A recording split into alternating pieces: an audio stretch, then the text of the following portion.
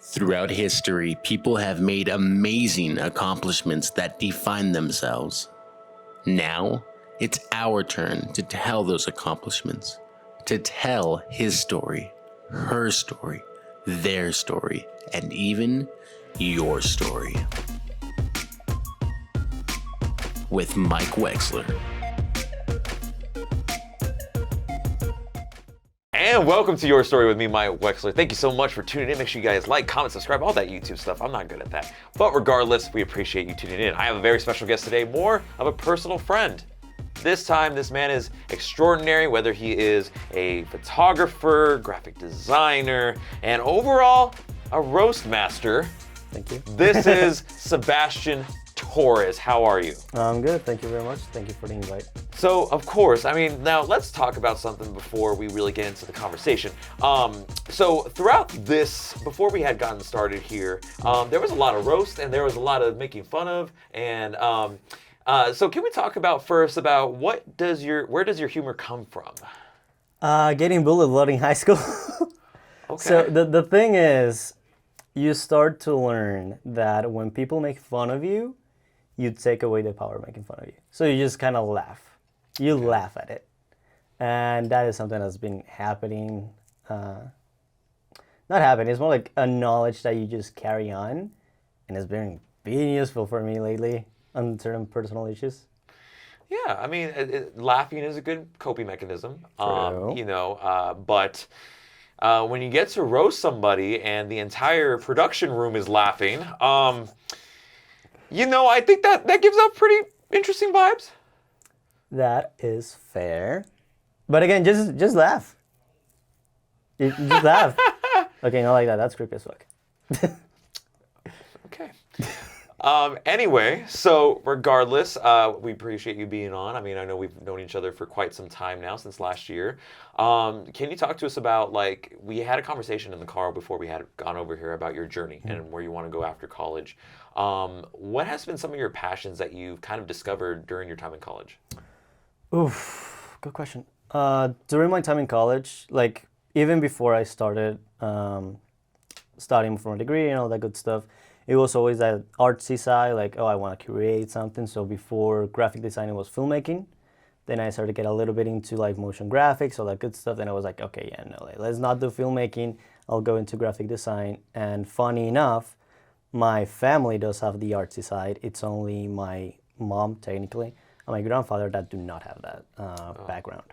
So I did a little bit of everything, and I ended up with, this is going to be long, Bachelor of Fine Arts in Design with a marketing concentration. I'm also minoring in marketing and another minor in sports and entertainment marketing. So plans for future, as mentioned before, it's been Spain. There's a good program that has, I don't know the word in English, God damn it, this is the funny part of being an immigrant. It has a good contract with Real Madrid. Mm-hmm. So if you do good on in the program, you get an internship at Real Madrid. There's also a program like that in Barcelona, although that one's a little bit less because I'm a Madridista, so going for Barcelona. Mm-hmm. Yeah, fuck no. So after that, it's just masters in Spain, hopefully. If not, Oregon, it's also one I'm looking at for. Mm-hmm. Just sports marketing, going there. Yeah, I mean, you could obviously see that you have a path for you, especially after college. Has sports always been a passion of yours ever since the beginning? Yes. As someone who grew up without a father, there's more people in the family that take into that role. So my grandfather and my uncle stepped up for that. My grandfather was always the kind of dad that's like, oh no, you gotta train, you gotta be disciplined. Iron fist type of person. But my uncle was more of that, no, everything's okay, everything's gonna fit. That more chill dad that you wish you had. Mm-hmm. So my uncle took me to my first game, and it's one of my first memories, to a game of Millonarios, and I think it was Pasto, the other team playing. This is all in Bogota, this was all in Colombia. I think, if I'm not mistaken, Millonarios won by 4-0 that day. And for 2 or 3 goals, I was always like, hey, uncle, which one is our team again? Every single time they scored a goal, I was like, So which one are we? Like, I know we're wearing blue shirts, and I know which one's the blue shirt, but which one are we again? Just double checking. So like ever since I like heard the whole stadium just scream goal and like the whole chants and everything, and there used to be like just fire extinguishers of different colors. That's just amazing. That's just great. Once you see it, you cannot unsee it, and you just want that to happen every single time. So overall, it was that fan experience that really got you, ignited that passion. Oh yeah, 1000%. Yeah. Yeah. Like for me, at least, I mean, you already know about my background of like wanting to become a sports broadcaster and stuff like that. You know, Vin Scully had said a long time ago that the reason why he got into sports broadcasting was because of the roar of the crowd. So I can really relate to you on that level where it's like the crowd really inspires you to pursue that. Yeah. One thing that I really want to emphasize when I already had like a career set up and everything is more like the sport is more about the fan than anything else. So yes, there's a team playing, yes, there's a wallet behind that team, but in the end, the team is for the fans, by the fans kind of thing. Oh yeah. So it's a very like, LFC has a thing like that. Borussia Dortmund has something like that to an extent. So wherever I work, I'll be like, okay, let's just remember that all of this is for the fans because of the fans kind of thing. Right. Yeah. I mean, we see that with all sports. You know what I mean? Like every sport, it's because of the fans that pay the views or pay to watch the game, or same thing goes at, you know, in attendance of the game. You know, it's really about the fans, and it's, you know, we really don't see that a lot. Sadly, we do not. There's a lot of. I was talking to a friend the other day about this. It's like, yo, look how much money like Mbappe, Messi, Cristiano Ronaldo making. It's just like, now look at how much money a team in South America is making. I'm like, there's something wrong, because it was not so long ago like a team in Colombia could like go in Europe and be like, oh, okay, yeah, we can go one-on-one. Now that ain't gonna happen. Right. There is no way. Like the champion of the Libertadores is not gonna like, no, that is not gonna happen in Europe. Even though on the World Cup they do. You gotta believe, man. You gotta believe. As a fan, you gotta believe. You always believe, but there's always that like second like thought of like, be like just like what's put on the table. Like if you were gambling, for example, you're like, with this information, let's be honest, it's a lot more belief than fact, but there is underdog stories that you just love to see all the time. Oh yeah, I mean, there's underdog stories. There's a lot of stories. Speaking about stories, since this is called the Your Story podcast, let's go into more about your story. You know, like where did you know, your journey begin? Oof. Good question, damn it. If I had good memories of my childhood, I could answer that thing. I would say, okay, just by the start again, I grew up without a father. The guy just bolted as soon as my mom got pregnant. So a lot of trauma as a kid. Fuck that shit. Journey, like me as a person, I would say began more of like what I don't want to be. So me growing up, it was a lot of like, okay, so I'm seeing that my biological father is absent, and like I always picture him as a coward, which I mean I've talked to him, kind of is. So it's been trying to be what I don't want to be, if that any makes sense. Okay. Lately, it's been more like that's exhausting, honestly, trying not to be something. So it's like, okay, you have to figure it out, not what you don't want to be, but what you actually want to be. It's a lot less exhausting to run to something that actually run from something. Yeah. Yeah. No. Yeah, I mean, I really hear you out on that. I mean, same thing with my situation as well. Like, you know, I never knew my biological father after my age of 2, I want to say. So, I mean, I could really kind of have that relation on that level. It is a hard thing to have. Honestly, it's so freaking hard. Yeah, I mean, but at the end of the day, though, you're living your life and you're really pursuing that passion. You have that support system around you. And I think that's a good thing. It is a good thing. I did grow up being the support system, though, which is the funny part. So there's a lot of like resilience, and like you develop a lot of like, how to say this? Like you just put in a mask for people, but you put it on so much that it ends up like becoming you, and then that's gonna hurt when reality hits, because you can only hold that mask for so long until like you're gonna just break down. Yeah, I mean, we see that a lot in today's society too. Like, we have a lot of mental health issues and stuff like that, and of course the world being crazy. You know what I mean? Like, it's just next thing after another. It's like this happened, this happened. Like, what are some of the strategies that helps you cope? What are some of the things that help you say like, okay, everything is going to be okay? Oh, okay. This, I will have a disclaimer on the top. Okay. What works for me does not work for everyone. FYI. Right. With that said, I have had anxiety attacks. Think like from the top down.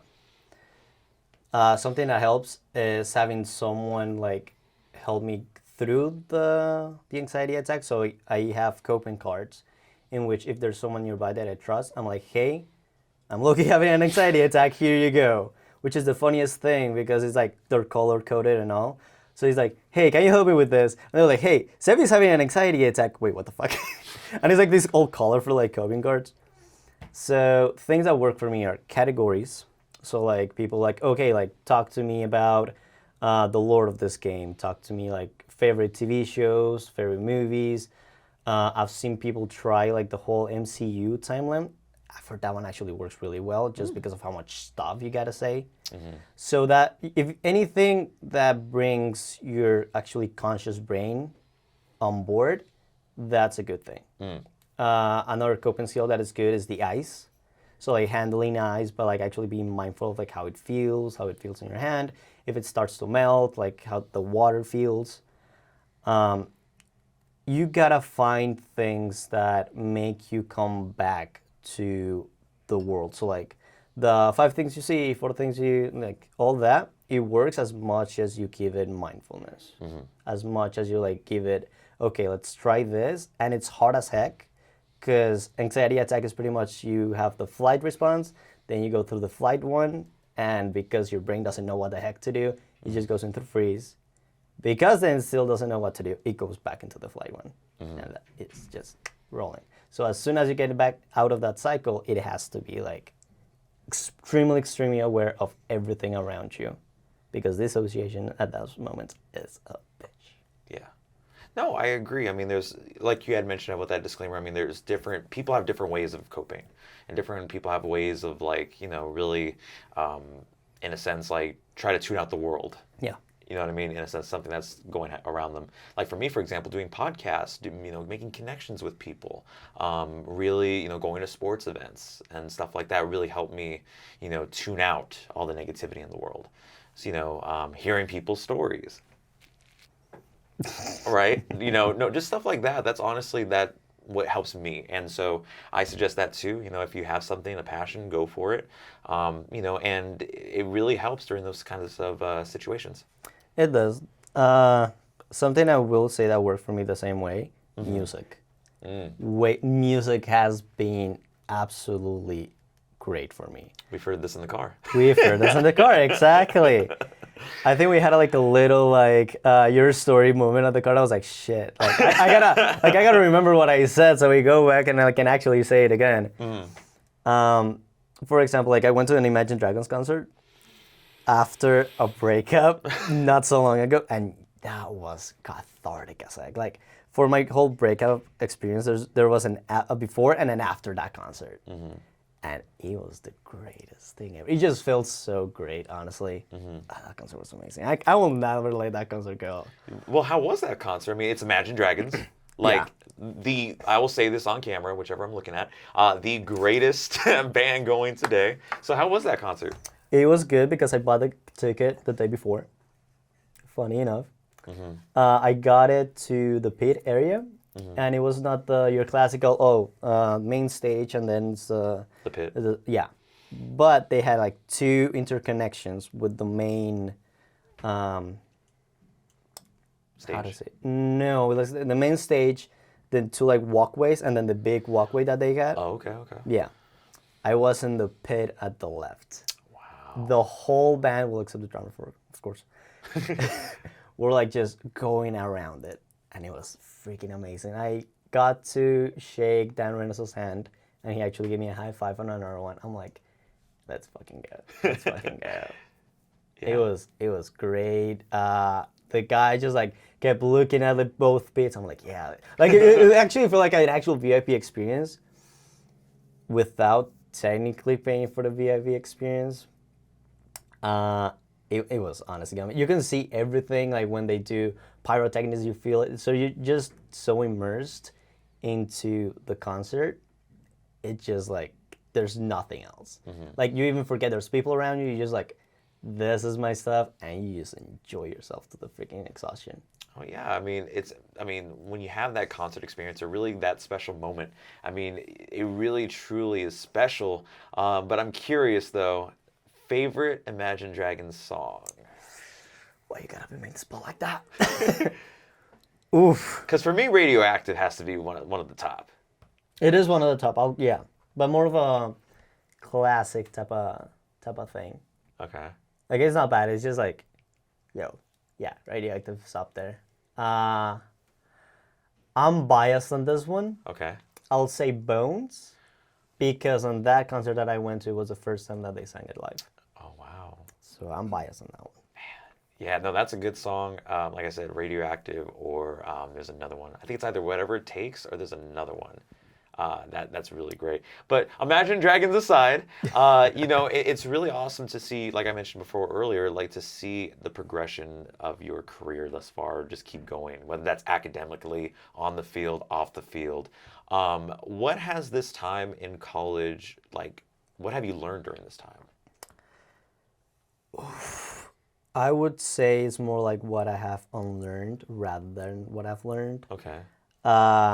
Moving from Colombia to here to the US, it's given me a lot more agency into my mental health, my own journey, like who do I want to be, what do I want my future to look like, what kind of people do I want in that future.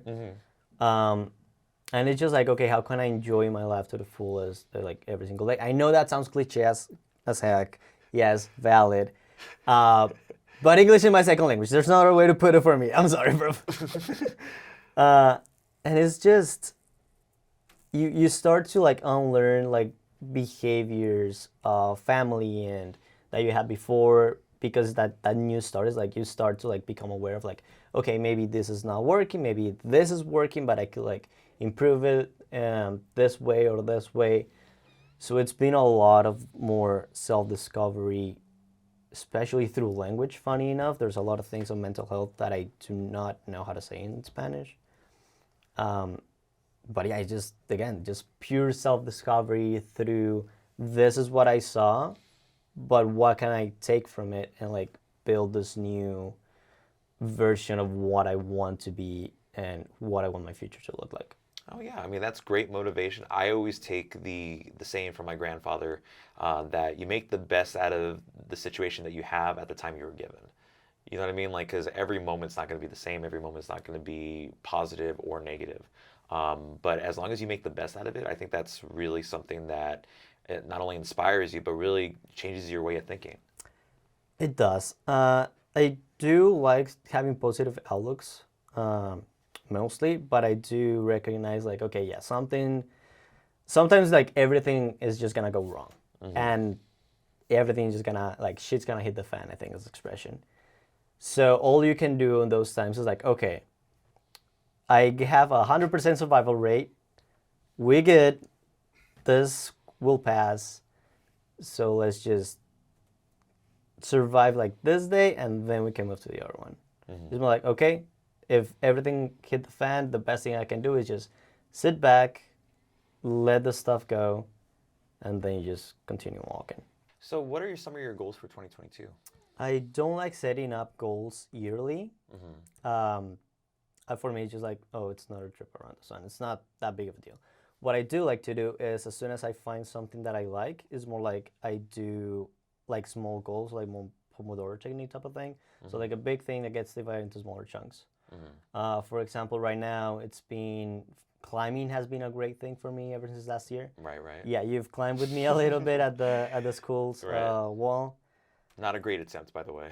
I mean, it's fine. We all start somewhere. Right.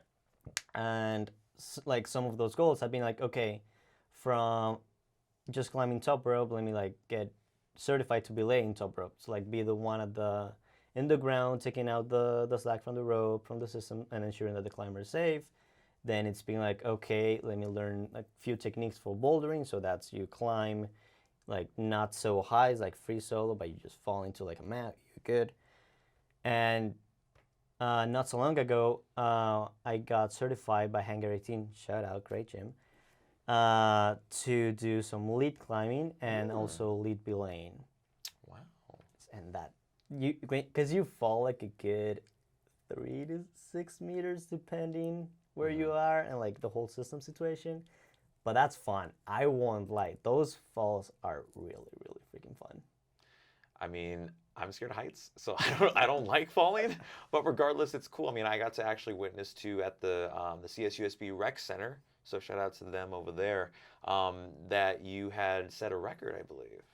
Not much of a record. We were doing a mile high challenge thing. So it's more like climb a mile. If I'm not mistaken, the number was 155 climbs. You'll have to double check me on the. I think it was 155. I have no idea. So the thing is, they put a challenge since like was it week 4, week 5 of the semester, something along those numbers. Lines, yeah. It was just like, hey, come climb before the semester's over. And I was like, I'm too competitive. Let's go. So I was climbing like 10, 15 times. It was a 34, 38 foot wall. So just climbing and climbing and climbing. And I was actually the first one to get it. Wow. Yeah. Yeah, I know. I remember they you had to sign your name on it and had to put it on the little thing on the boulder. Yeah. And it was a really special moment, man. I'm proud of you. Thank you, mate. It was really nice to like, oh, wait a minute. That was 155. Wait. Let me double check the numbers. Yeah. It was pretty cool. Yeah, man, you're going out there accomplishing your goals, so you keep going, go kill it, and we hope for the best. Thank you, mate. So before we get to the final question, one of the questions I did want to mention that we did mention earlier was mental health. So we had talked about coping mechanisms, how we if I may ask, how has been your mental health this time around? As I like to say to everyone, I have a traumatic event every single semester. And because I'm in the honors program, and shout out to the director, Dr. Marshall, you're a freaking amazing person. I always say like, hey, this happened this semester. If my grades fall, FYI, I'm already letting you know. This semester, it been something else. It's been the most transformational one for mental health related things. Before, due to certain behaviors that I used to have, like responses actually, it was kind of hard for me to like start on that journey of mental health. It was really just trying to balance everything. But as soon as I went off balance, that could just be catastrophic. So I started seeing a psychiatrist, a counselor. I also have a therapist. And also, all of this is very privileged. I know a lot of people do not have that possibility of like the whole pack. But I really hope at one point you get help like that, or at least just some friends that can help you out, some coping, a support group as we mentioned before.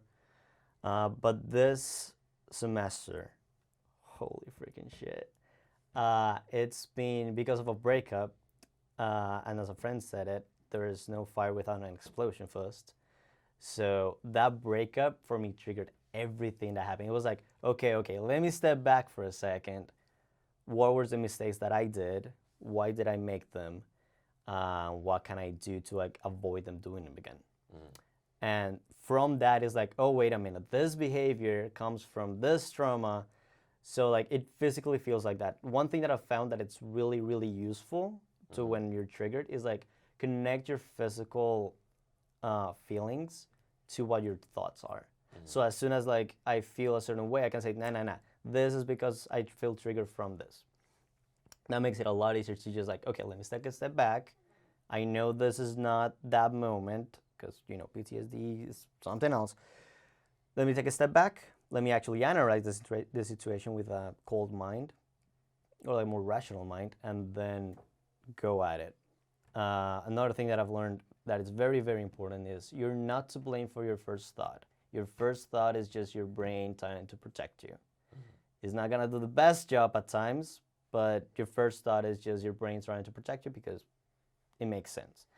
Now, for your second thought and the actions that you take, you are to blame. You are responsible for them. Because after that first thought, it comes into like, oh, wait a minute, this is what I'm feeling, this is what I'm thinking, let me step back. So that second thought would be stepping back instead of like reinforcing that like trigger or like that response that you need to have or like feel you need to have to protect yourself. So that whole let me step back a second and the action of like actually like I actually try to like take a step back physically and it actually works very well so far. So having to take that step back is like it changes everything. Being able to like actually connect the dots, it's not as much as you think about connecting dots, but it's more like the fog starts to clear up a bit. And the more you see, yes, it's gonna be a lot scarier because ignorance can be bliss, but ignorance is still ignorance at that point. The more you know about yourself, the more aware and mindful you get to be about how you react to things, how you grew from things, what you took from things. The more you learn about all that, the easier it's gonna be like, okay, let me take this good thing from there, let me leave this thing behind.